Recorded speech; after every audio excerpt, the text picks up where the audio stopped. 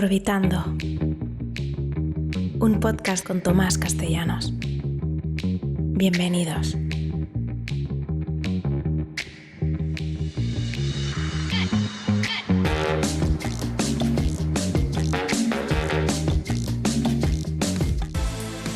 Si estás buscando un auto bueno, bonito y barato y no sabes dónde encontrarlo, te tenemos una noticia. Nosotros tampoco, pero sí sabemos dónde puedes encontrar renta y venta de autos por un pago inicial accesible y con flexibilidad de pago en el contrato. Solo conéctate con 4F Cars en todas las redes sociales o a través del teléfono 786-486-9132.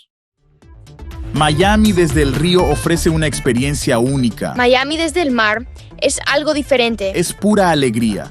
Ven a Miami y visita CVG Charters. Permítenos mostrarte Miami. Miami desde el mar con CVG Charters. En la orilla de una isla tropical, las palmeras se mecen con la brisa marina. 3 embarcaciones de madera, fatigadas tras semanas de mar abierto, emergen en el horizonte matutino. A bordo de la nave capitana, un hombre de mirada ferviente distingue la costa y murmura con asombro: esta es la tierra más hermosa que ojos humanos hayan visto. Así describió Cristóbal Colón su llegada a Cuba el 28 de octubre de 1492, maravillado ante aquellos montes verdes y ríos caudalosos. Este momento marcaba el encuentro de 2 mundos que jamás habían conocido. En este podcast viajaremos en el tiempo para explorar esta historia desde todos sus ángulos. ¿Quién era realmente Colón y qué lo trajo hasta aquí? ¿Cómo era Cuba en 1492 antes de la irrupción europea? ¿Qué sucedió durante aquel primer contacto entre los navegantes y los indígenas taínos? Acompáñennos en este viaje sonoro entre olas y voces del pasado para descubrir anécdotas, curiosidades y reflexiones sobre el significado de aquel primer encuentro. El hombre detrás del mito. ¿Quién era realmente Cristóbal Colón? Para entender el arribo a Cuba, primero debemos conocer al protagonista de esta epopeya. Colón parte en una nueva ruta hacia Asia navegando hacia Occidente, impulsado por las ricas especias y el oro de Oriente. Sin embargo, construyó su plan sobre cálculos erróneos. Subestimó la circunferencia del planeta y sobreestimó la extensión de Asia, convenciéndose de que Japón, o Zipango, se hallaba mucho más cerca de Europa de lo que es en realidad. Esta esperanza ciega, en cálculos optimistas, como la llamaría un historiador moderno, fue arriesgada, pero Colón estaba dispuesto a jugarse todo por el todo. ¿Quién era este hombre tan perseverante? Colón nació alrededor de 1451, muy probablemente en Génova, Italia, aunque a través de los siglos surgieron teorías sobre orígenes alternativos, desde Galicia hasta Cataluña o Mallorca. De orígenes humildes, pasó su juventud navegando por el Mediterráneo y la costa de África como comerciante o corsario. Ambicioso y soñador, anhelaba grandeza y escondía sus modestos comienzos. Llegó a insinuar tener ascendencia noble y afirmaba no ser el primer almirante de su familia. Tenía visión medieval y devoción religiosa profunda. Se consideraba a sí mismo como un instrumento recogido por la providencia. De hecho, firmaba ocasionalmente como Christum Ferenc, portador de Cristo, un juego de palabras con su nombre. Estaba convencido de cumplir una misión divina: expandir la fe cristiana y quizás reunir recursos para reconquistar Jerusalén. Fray Bartolomé de las Casas, en sus crónicas, cuenta que Colón pidió a la reina Isabel la Católica que prometiera dedicar las tierras obtenidas en su viaje a financiar la recuperación del Santo Sepulcro de la Tierra Santa, promesa que la reina efectivamente hizo. No obstante, por muy elevado que fuera su ideal espiritual, Colón también buscaba honor y fortuna personales. Negoció con los reyes católicos títulos y privilegios exorbitantes. Exigió ser nombrado almirante del Mar Océano, virrey y gobernador de las tierras descubiertas, además de recibir el 10% de todas las riquezas halladas. Estaba obsesionado con lograr un mayorazgo para su familia, un título hereditario para fundar una dinastía, mostrando así su deseo de ascenso social. Los monarcas españoles aceptaron sus demandas, quizás subestimando la magnitud de su apuesta. En parte, motivados por la fe de la reina Isabel en propagar el cristianismo y por el cálculo del rey Fernando de acceder a oro y especias sin intermediarios. Colón supo vender su proyecto resaltando los beneficios espirituales y materiales que reportaría. aunque muchos cortesanos de la época lo tildaban como un presuntuoso sin ciencia, pues sospechaban, con razón, que sus bases náuticas eran endebles. Al final, la historia de cómo convenció a los reyes es casi un cuento en sí. Inicialmente, Portugal rechazó su plan. También España lo desestimó a primera vista. En enero de 1492, tras la conquista de Granada que puso fin a la Reconquista, Colón se alejó de la corte abatido, pensando buscar apoyo en otra parte. Pero Isabel y Fernando cambiaron de opinión a última hora y enviaron un mensajero para traerlo de regreso. Imagínense a Colón en ese momento, un soñador al borde de la derrota, llamado de improviso para realizar el milagro que tanto había anhelado. Luego de 7 años buscando apoyo por todas las cortes europeas y a punto de perder toda esperanza, el 3 de agosto de 1492, Colón zarpó del puerto de Palos de la Frontera con 3 embarcaciones: la Niña, la Pinta y la Santa María. Tras una escala en Islas Canarias para reparaciones y aprovisionamiento, partieron el 6 de septiembre hacia lo desconocido. Colón resultó ser un excelente navegante y un hábil líder, al menos durante la travesía oceánica. Supo aprovechar los vientos alisios para ir y los vientos contrarios para regresar. Un conocimiento vital que otros exploradores tardarían décadas en dominar en océanos más vastos. También demostró astucia manteniendo alta la moral de sus hombres con promesas y llevando 2 registros de distancia. Uno falso, más corto, para no alarmarlos por lo lejos que estaban, y otro real para sí mismo. Tras 33 días sin ver tierra, el 12 de octubre de 1492, finalmente avistaron una isla en las Bahamas, Guananí, que Colón bautizó como San Salvador. El mundo europeo acababa de descubrir América. Aunque cabe señalar, Colón nunca supo que se trataba de un nuevo continente. Hasta su muerte en 1506, insistió en que aquellas tierras eran parte de Asia. Con los primeros pasos en Guananí, Colón inició contacto con los indígenas a quienes llamó indios, pensando que estaban en las Indias Orientales. Tomó posesión ceremonial de las islas en nombre de los reyes y enseguida notó 2 cosas: la hospitalidad de los nativos y la presencia de pequeños adornos de oro en alguno de ellos. Los habitantes lucían trocitos de oro en sus narices, lo que desató la codicia del almirante. Uno de los mitos es que Colón regresó a España cargado de riquezas. La verdad es que halló muy poco oro en ese primer viaje. Aún así, su obsesión solo creció. Colón escribía que aquellos indígenas inocentes serían buenos servidores y fáciles de convertir al cristianismo, revelando otro aspecto de su personalidad, la paternalista, pero dispuesto a la explotación contemporánea. De hecho, no dudó en capturar a varios nativos para llevárselos a Europa como muestra de las gentes que había descubierto. Uno de ellos fue Diego Colón, un nativo que rebautizó y llevó a los reyes, y del cual nunca más se supo. Tras explorar varias islas bahamensas y las costas norte de lo que hoy es Cuba, Colón se encamina sin saberlo a un destino trascendental. Su travesía por el mar Caribe lo llevaría pronto a las costas cubanas, que él imaginaba podría ser el mítico Zipango, o Japón, o quizás Catay, China. Viajemos con él hacia la Cuba de 1492, antes de su llegada española, para comprender mejor el escenario de aquel encuentro histórico. Cuba en 1492, la isla antes de la llegada de Colón. Antes que los barcos europeos rompieran la línea del horizonte, Cuba ya era un mundo vibrante.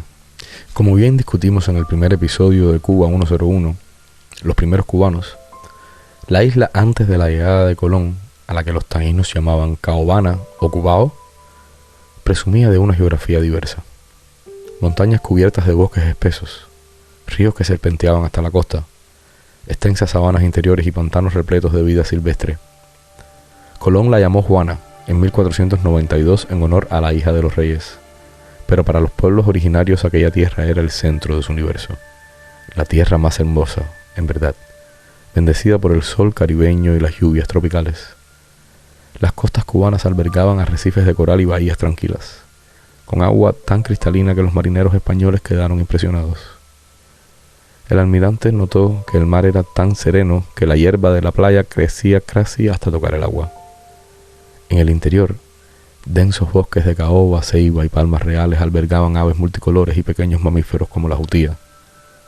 Era un ecosistema rico y relativamente aislado, sin grandes depredadores ni bestias de carga, donde el ser humano había aprendido a vivir en equilibrio con la naturaleza. En 1492, Cuba estaba habitada por varios grupos indígenas, con culturas distintas pero emparentadas. Principalmente se hallaban allí los taínos, los siboneyes y los guanatabeyes. ¿Quiénes eran y en qué se diferenciaban? Los taínos eran el grupo dominante en la mayor parte de la isla, especialmente en las regiones central y oriental. Formaban parte de los pueblos arahuacos, llegados siglos atrás desde la cuenca del Orinoco en Sudamérica. Los taínos habían desarrollado una sociedad agrícola sofisticada para estándares antillanos. Cultivaban yuca como alimento básico, además del maíz, batata, maní, ají y tabaco, entre otras plantas. De hecho, los taínos fueron la primera cultura precolombina en cultivar tabaco de forma sistemática para su consumo. Vivían en aldeas llamadas yucayeques, compuestas por casas circulares de bahareque y techo de palma llamadas bohíos. Además, contaban con grandes chozas rectangulares que eran los caneyes para el cacique o jefe. Estas construcciones de madera y guano eran sencillas pero ingeniosas, frescas bajo el calor y resistentes a los huracanes. Cada aldea tenía su cacique o jefe, hereditaria generalmente por línea materna, pues la organización taína era gentilicia matrilocal. Las familias se agrupaban en clanes donde la línea materna era fundamental. Los caciques gobernaban con la ayuda de los boiques, sacerdotes o chamanes, y los nitaínos, los nobles guerreros. La vida cotidiana era tranquila.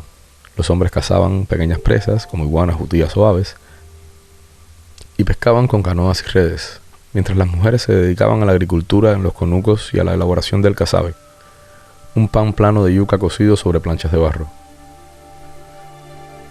Los siboneyes, también llamados siboney o taínos occidentales, ocupaban partes de Cuba, sobre todo hacia el oeste y algunas zonas costeras centrales, así como zonas de las Bahamas y el español occidental.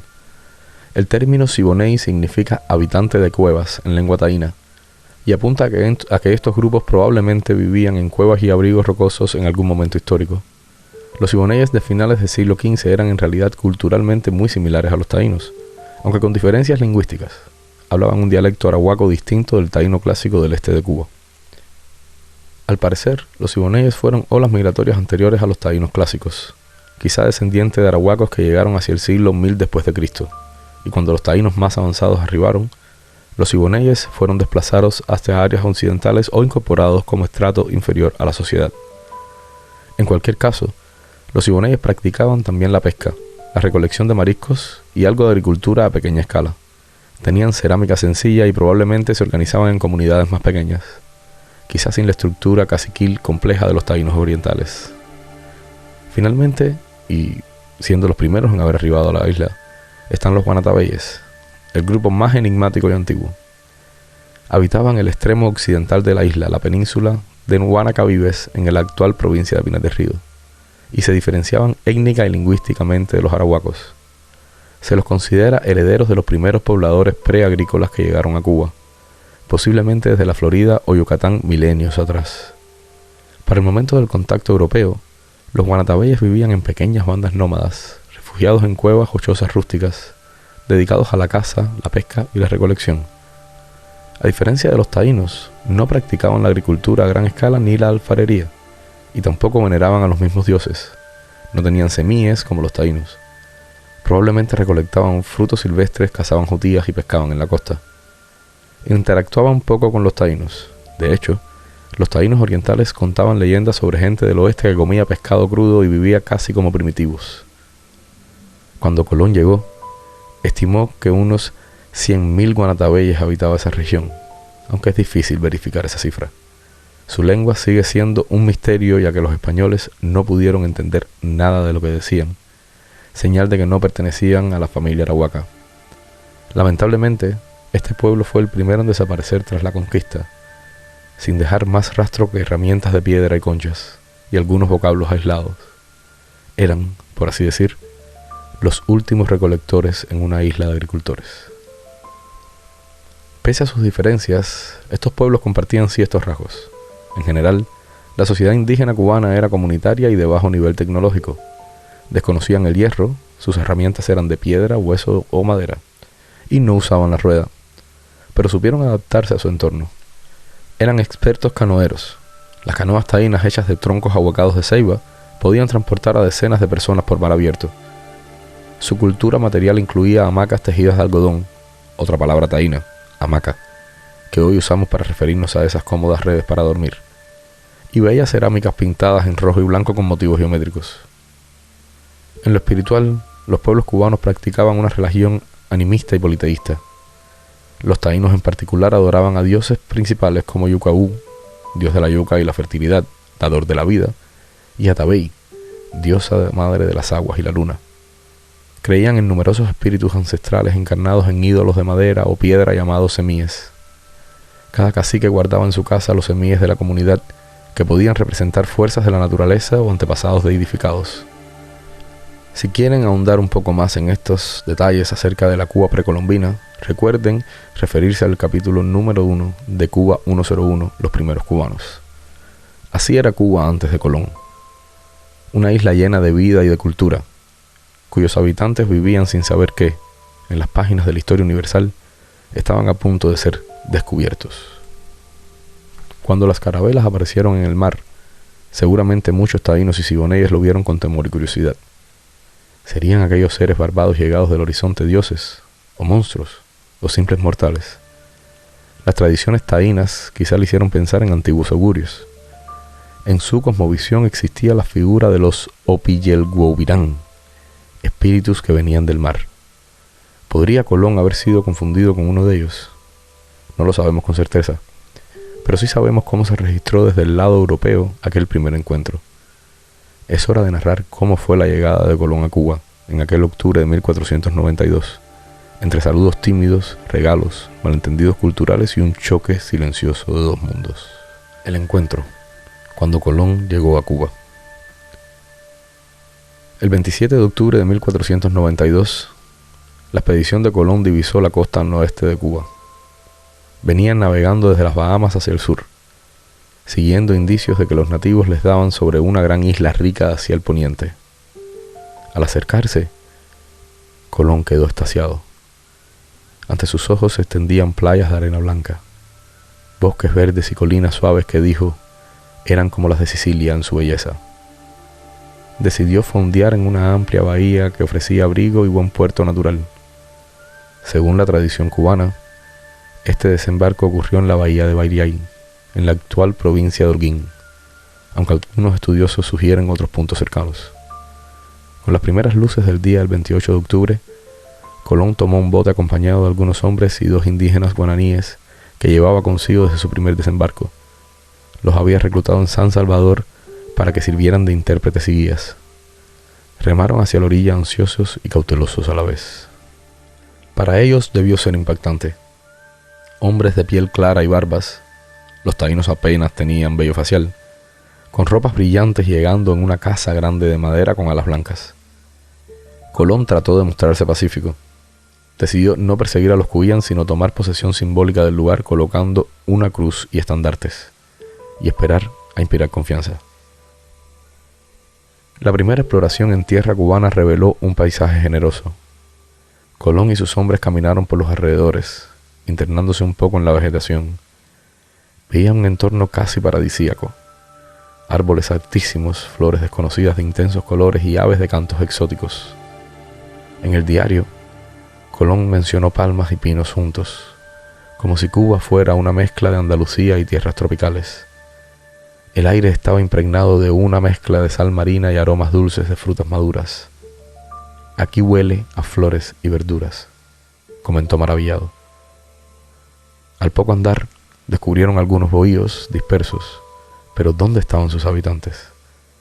Al acercarse, comprobaron que las chozas estaban vacías.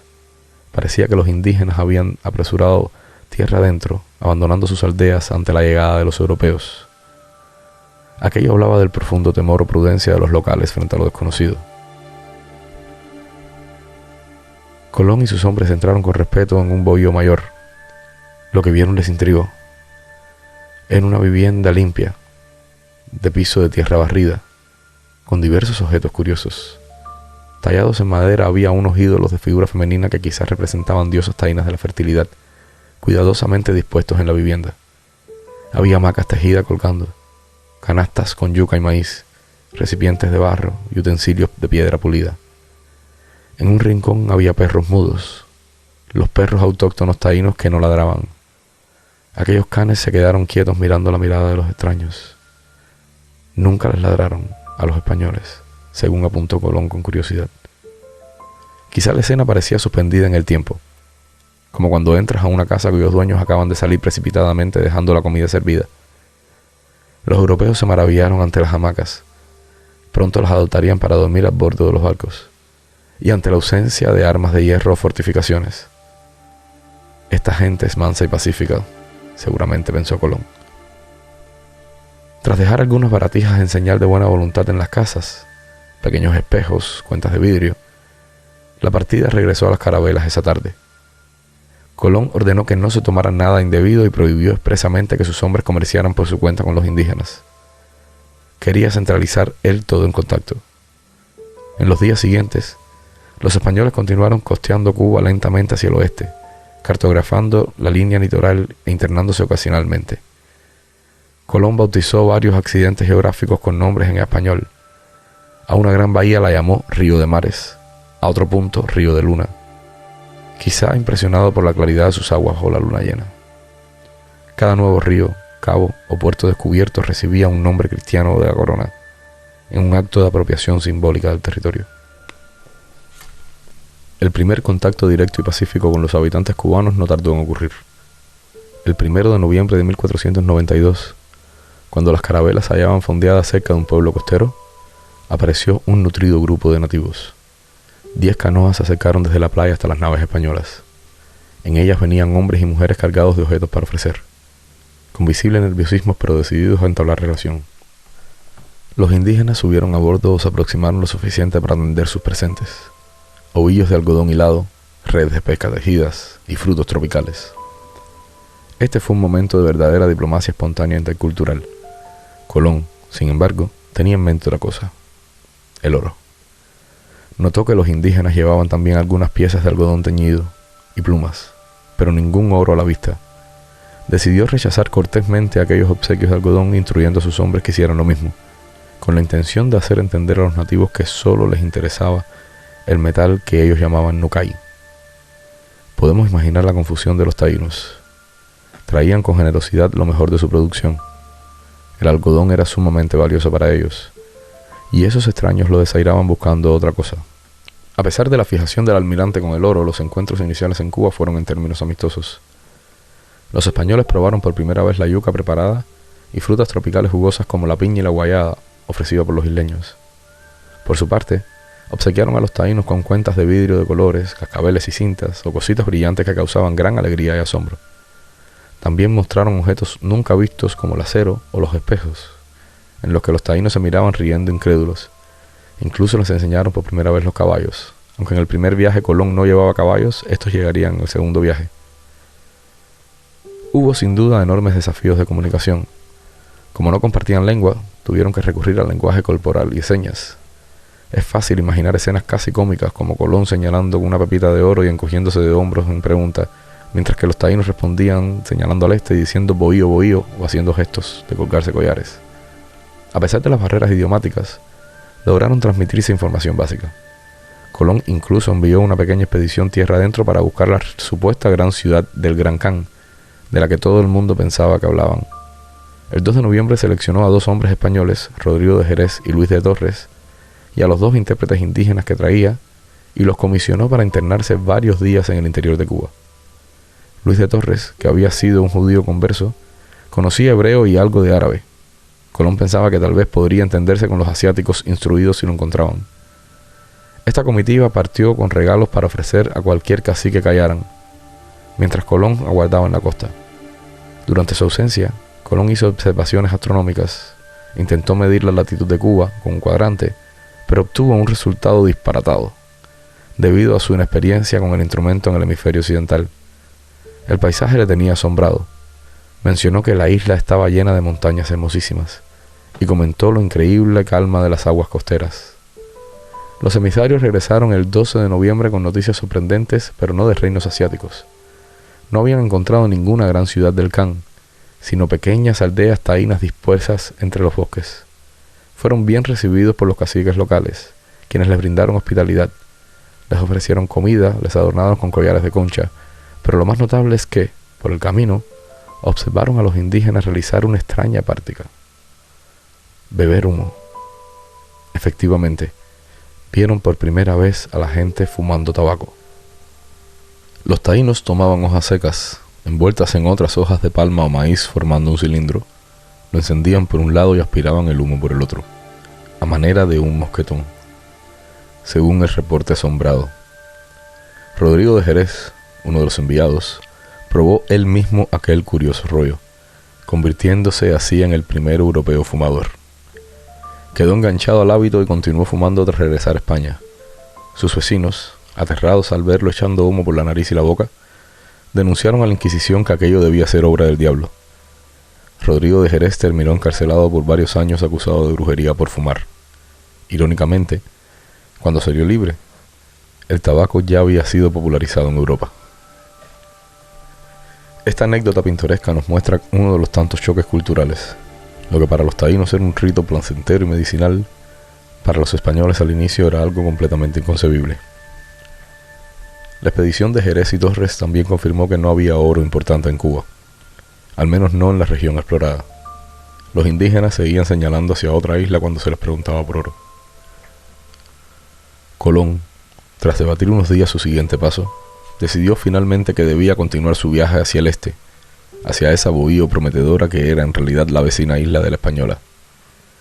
El 5 de diciembre de 1492, las carabelas de Colón dejaron atrás la costa cubana, poniendo proa hacia el sureste. Colón creía firmemente que Cuba era tan grande que bien podría ser parte del continente asiático. De hecho, en su segundo viaje, al explorar la costa sur de Cuba en 1494, se convenció de que Cuba era una península del continente de Catay, China, e hizo jurar a sus hombres que respaldarían esa afirmación bajo pena de castigo si afirmaban lo contrario. Tal era su terquedad o su necesidad de justificar ante los reyes que había alcanzado Asia, que no fue hasta 1508 que otra expedición, la de Sebastián de Ocampo, rodeó completamente Cuba, probando de una vez que era una isla. Pero en 1492 Colón partió sin certeza, quizás con un dejo de frustración por no haber hallado los palacios del Gran Khan ni las fabulosas riquezas con las que había soñado. ¿Cuál fue el impacto inmediato de este primer contacto en Cuba? En el momento mismo, posiblemente limitado pero simbólico. Los taínos cubanos, al contrario de otros encuentros posteriores en el continente, no respondieron con violencia. Más bien hubo un delicado tanteo de ambas partes. Tras la partida de Colón, es probable que los caciques locales se quedaran con sentimientos encontrados. Habían visto a hombres llegados del mar con poderes asombrosos, el arcabuz, el acero, los tronos flotantes, que mostraron interés casi exclusivo en un metal brillante. Quizá ni alcanzaron a comprender bien qué querían esos visitantes. Eso sí, pronto correrían las voces por la isla. Relatos de los nahorías que presenciaron a los españoles se difundirían, anunciando la llegada de seres de otro mundo. Es posible que algunos indígenas quedaran con regalos españoles, cuentas de virus azul cielo o cascabeles de bronce cuyo tintineo divertiría a los niños taínos en las semanas siguientes, sin saber que eran el preludio de un cambio trascendental. Para Colón, el impacto más inmediato fue la información. Aprendió nuevas palabras: canoa, tabaco, cacique, hamaca, y supo de la existencia de otras islas cercanas y un pueblo llamado Caribes, que atemorizaba a los taínos. De hecho, los cubanos le advirtieron de tribus caníbales hacia el este. Colón anotó en sus diarios historias fantásticas que le contaron, que en cierto lugar había hombres con un solo ojo en la frente y otros con hocico de perro que comían humanos.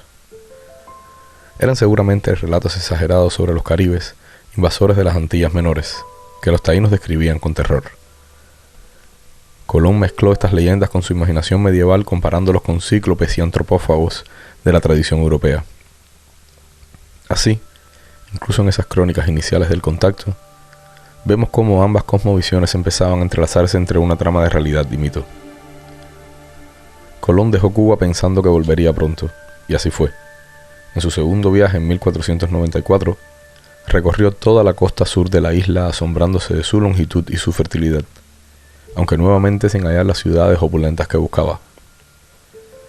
En esa ocasión algunos caciques cubanos le hablaron de un ser celestial llamado Opiyelhuahuirán y de la posibilidad de vida después de la muerte, conceptos que interesaron al almirante, pero los detalles de expediciones posteriores exceden esta narración inicial.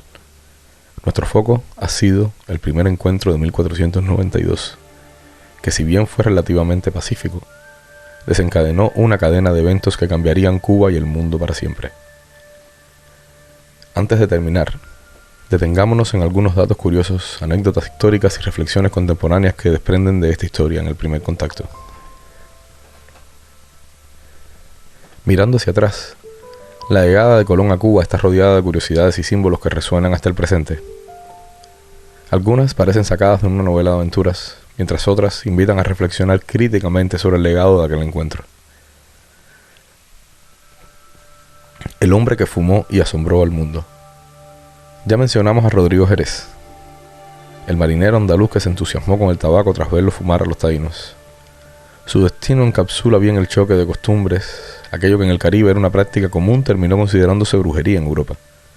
La imagen de Rodrigo expulsando nubes de humo y sus vecinos santiguándose horrorizados parece casi cómica, pero es verídica, con el matiz de que la excarcelación de Jerez por fumar no está del todo documentada, aunque es parte del folclore histórico.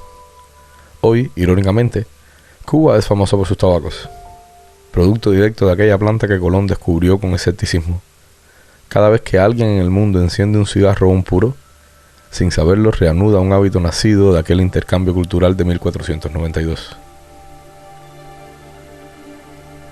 La misteriosa palabra Cuba. Colón llamó Juana a la isla, luego Fernandina, pero esos nombres no perduraron. Fue el nombre aborigen el que persistió, Cuba. Su origen no es del todo claro, pero se cree que proviene de la lengua taína. Puede derivar de Cubao, abundante en tierras fértiles, o Cuavana, lugar grande y extensión.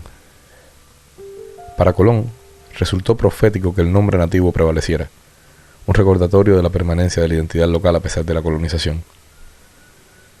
Existe un mito muy difundido de que Colón murió en la pobreza y el olvido, sintiéndose fracasado. La realidad es matizada. Es cierto que murió algo frustrado en 1506, sin saber que había descubierto un nuevo mundo. También es cierto que los reyes católicos no le dieron todo lo que le prometieron. Por ejemplo, nunca recibió ese 10% de las riquezas de las Indias que esperaba, y fue destituido de su cargo de gobernador. Colón mismo escribió amargamente que no tenía ni casa donde cobijarse en Castilla. Sin embargo, su testamento refleja que dejó una herencia sustanciosa. Repartió grandes sumas de maravedíes a sus hijos y hermanos. No murió mendigo, sino más bien un noble rico pero resentido, sintiendo que la corona le había escamoteado honores. Hoy en día la figura de Colón suscita debates encendidos. Durante mucho tiempo fue ensalzado en la historia oficial como héroe civilizador y símbolo de la hispanidad, con estatuas y plazas, con días en su honor. Pero las voces indígenas y la historiografía crítica han revelado el lado oscuro del descubrimiento. Apenas 20 años después del primer contacto pacífico en Cuba, la realidad para los taínos se tornó trágica. Trabajo forzado, enfermedades mortales traídas por los europeos, violencia y desposesión. En Cuba, la colonización formal empezó en 1511 con Diego Velázquez, quien fundó Villas Españolas. Aunque inicialmente Velázquez intentó contener los abusos, la situación se degradó rápidamente. Hubo rebeliones indígenas como la liderada por el cacique Atuey, un taíno proveniente de la Española que advirtió a los cubanos del terror español. Atuey combatió valientemente, pero fue capturado y quemado vivo en 1512. Su legendaria respuesta antes de morir, al rehusar el bautismo preguntado si en el cielo había españoles, y al saber que sí, diciendo que prefería ir al infierno, ilustra lo profundo del dolor indígena. Para 1550, prácticamente la población nativa de Cuba había colapsado. Se calculan apenas 5.000 taínos sobrevivientes de los cientos de miles que había en la isla. Fue, en efecto, un genocidio por enfermedades, explotación y trauma. Por eso, En la actualidad, movimientos sociales cuestionan la celebración del Día de Colón o Día de la Raza del 12 de octubre, proponiendo renombrarlo como Día de los Pueblos Indígenas en honor a las culturas originarias. Varios países y ciudades lo han hecho, reconociendo que, si bien el viaje de Colón fue un hito geográfico para los habitantes de las Américas, supuso el comienzo de una catástrofe. Durante siglos se asumió que los taínos se extinguieron completamente. En Cuba, se decía que la sangre taína había desaparecido tras el siglo XVI. Sin embargo, investigaciones recientes, genéticas y antropológicas, han demostrado que la herencia taína perdura. Muchos cubanos y caribeños en general llevan en su ADN un porcentaje de ancestros indígenas, debido a mestizajes históricos. Además, en zonas orientales de Cuba como la región de Balacoa y las montañas, se conservaron tradiciones de la raíz taína. Hasta existen incluso comunidades rurales descendientes de indígenas mezclados con españoles y africanos que mantienen conocimiento de plantas medicinales, técnicas de pesca y vocablos taínos. En el 2023, un reportaje del País destacó un proyecto para reivindicar las raíces aborígenes en Cuba, demostrando que el mito de las raíces indígenas ya no existen es completamente falso. Figuras como el cacique Pancho Ramírez en la zona de Guantánamo, líder espiritual de una comunidad que se reconoce como heredera taína, son muestra de esta continuidad resiliente. Así que una de las paradojas hermosas de la historia es que, pese a su devastación, los taínos no fueron borrados del todo. Viven en la cultura del idioma, en palabras como hamaca, huracán, maíz, caimán, barbacoa, sábana y tantas más que son legado taíno, y en la identidad mestiza del Caribe. El primer contacto en Cuba fue parte del proceso que reconectó el globo. Colón, creyendo encontrar Asia, sin proponérselo, inició la era de contactos entre Europa, América, África y Asia, lo que llamamos hoy la primera globalización. De Cuba saldrían en años venideros productos que revolucionarían Europa.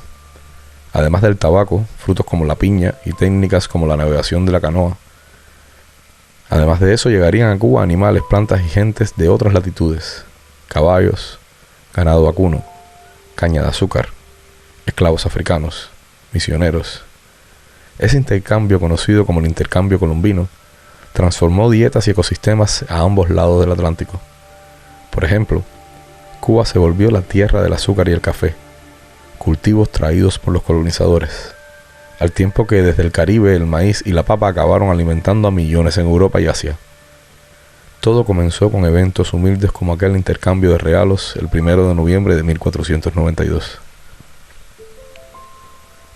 Hoy, más de 500 años después, el primer encuentro en Cuba nos sigue enseñando. Nos enseña sobre la curiosidad humana, ese impulso por conocer lo desconocido que llevó a Colón a cruzar océanos. Y también nos enseña sobre la necesidad de reconocer todas las voces de la historia, incluida la de los pueblos indígenas que durante mucho tiempo fueron silenciados de los relatos oficiales. En cada celebración o crítica del descubrimiento, subyace la realidad de ese encuentro. Dos mundos que se miraron a los ojos con asombro, sin poder imaginar el futuro que desencadenarían. Al finalizar este viaje sonoro, las imágenes que permanecen en nuestra mente son poderosas. Colón escribiendo en su diario bajo las estrellas del Caribe, mientras un cacique taíno observa con el ceño fruncido el rumbo de las carabelas que se alejan en el horizonte. La isla de Cuba, testigo silenciosa, cambiando para siempre. La tierra más hermosa, como la llamó Colón, persiste en su hermosura, pero hoy también en su dolor. Un dolor que atraviesa generaciones. El mismo dolor que los pueblos indígenas sintieron con la llegada de los conquistadores lo sigue sintiendo el pueblo cubano hoy en día bajo la dictadura que lleva más de 6 décadas de represión, exilio y miedo. Si en 1492 el encuentro con los europeos significó la pérdida irreparable de su libertad y tierra para los taínos, hoy el pueblo cubano sigue luchando por esa misma libertad que les fue arrebatada en aquel momento, resistiendo con valentía, en silencio y en voces que siguen gritando por un futuro libre de opresión. Cuba sigue siendo ese lugar marcado por la belleza de sus paisajes y la tragedia de su historia. Años de colonización, seguidos por la contemporaneidad de décadas de dictadura, no han hecho más que seguir mermando su esencia, pero también han forjado una resistencia que persiste, como lo hicieron los taínos. Hoy, más que nunca, la lucha del pueblo cubano, como la de aquellos primeros habitantes, es por la libertad. Las voces calladas de aquellos tiempos se han convertido en una constante que resuena en cada rincón de la isla. Así los ecos del pasado siguen vivos en el presente, y el dolor indígena se fusiona con el dolor de los cubanos que, bajo la opresión del régimen castrista, continúan resistiendo, buscando una Cuba libre, más allá de las sombras de un pasado colonial y autoritario.